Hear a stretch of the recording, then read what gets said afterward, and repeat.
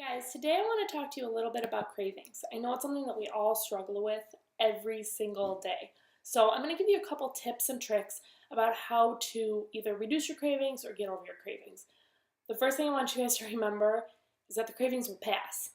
It's about anything, it's like just like anything else we've done. You know, if you are quitting smoking or if you are trying to quit any sort of habit that you've had for a long time, and let's be honest, most of us have had bad eating habits for a very long time. You can resist those cravings because you know they're going to pass. You know they're going to go away. What happens is with a craving of any kind is you have that inkling that you have a craving, and then it slowly gets worse and worse and worse to the point where you're just like, fine, I'm just going to eat it. Wait. Wait an extra 10 minutes, 15 minutes, and slowly that craving is going to start going down. Sounds like it's a horrible, painful thing, but it really does work. If you just say, I'm kind of hungry, I'm going to wait a little while, and then maybe have a glass of water. That generally tends to help me. You have to wait it out. Okay, the longer you do this for, the easier it's going to be to overcome those cravings. The next thing I want to talk to you about is disarming your cravings. They call it the 4Ds. The first one is delay. So wait at least 10 to 15 minutes before you eat, before you actually start making your food, because you want to make sure that that action is actually a conscious action and not an impulse action. If you say, I'm really hungry, and you go to the pantry, you go to the refrigerator, you're not really thinking through it. Think about what you're going to eat and make a healthy choice. Now, granted, we all have to live our lives, and you get to make some, decisions. You get to eat that 20% sometimes, but I'm talking the majority of the time, wait 10 to 15 minutes, consciously think about what you're going to choose to eat, then go eat it. The second one is distract yourself. If you're engaging in activities that require concentration, it's not compatible with eating. You're not going to be able to eat and concentrate on something. So make sure that, when you have your TV time, make sure that you're consciously thinking, you know what, I'm not going to eat while I'm watching TV. You have to make that choice, because that's when mindless snacking happens. So if you're going to eat, you sit down and make that conscious decision to eat. The rest of the time, keep your mind busy.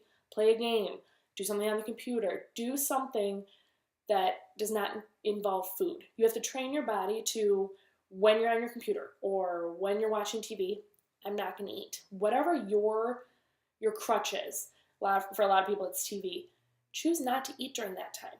Eat only when you have the conscious capability to look at your plate and look at your food and make that decision to eat only then. Determine how important it is to eat the craved food and how much you really want it.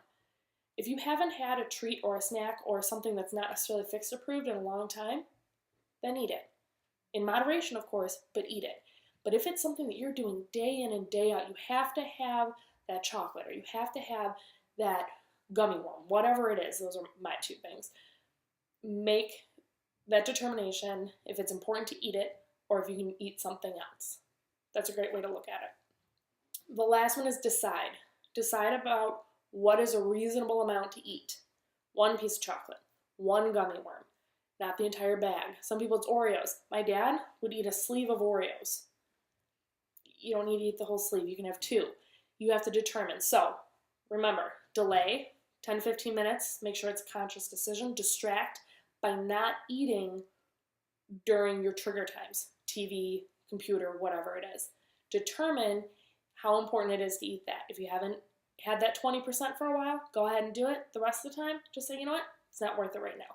You're going to be a little crabby, you might be a little angry, but it's important to really make that conscious decision. And then decide what is a reasonable amount to eat, okay? Those are really, really important things. Another thing to think about is aim for moderation instead of abstinence. Just because you're on a diet, remember, I don't think of this as a diet. This is something that you are trying to do long-term, change your healthy eating habits. Make sure that you say, I can never have that again. Don't say that. Say to yourself, no, I'm not going to have it right now. I'm going to save it for another time. I've already eaten all my yellow containers. I really want that piece of bread, or I want, something would be a yellow container. Just decide not to have it.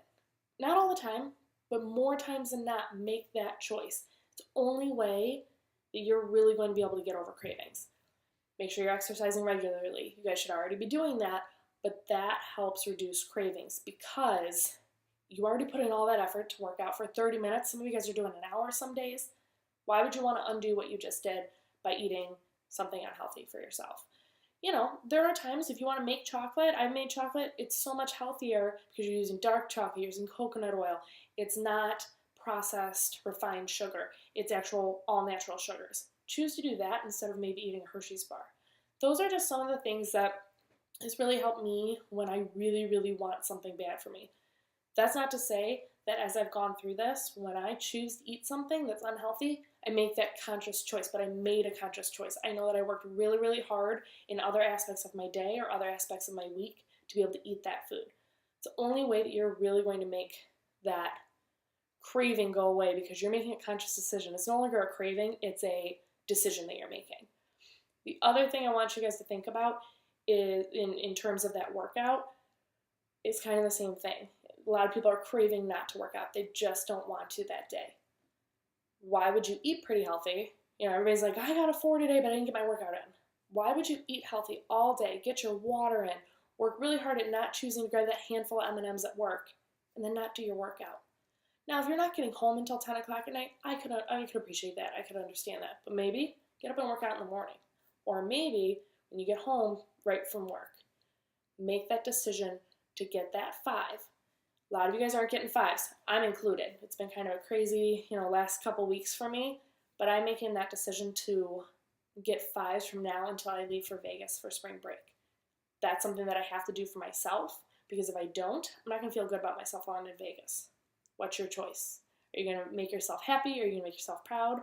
Or you're just going to kind of fall off the bandwagon and say, I'll do it tomorrow. You're here today. Work on it today. Worry about tomorrow. Okay?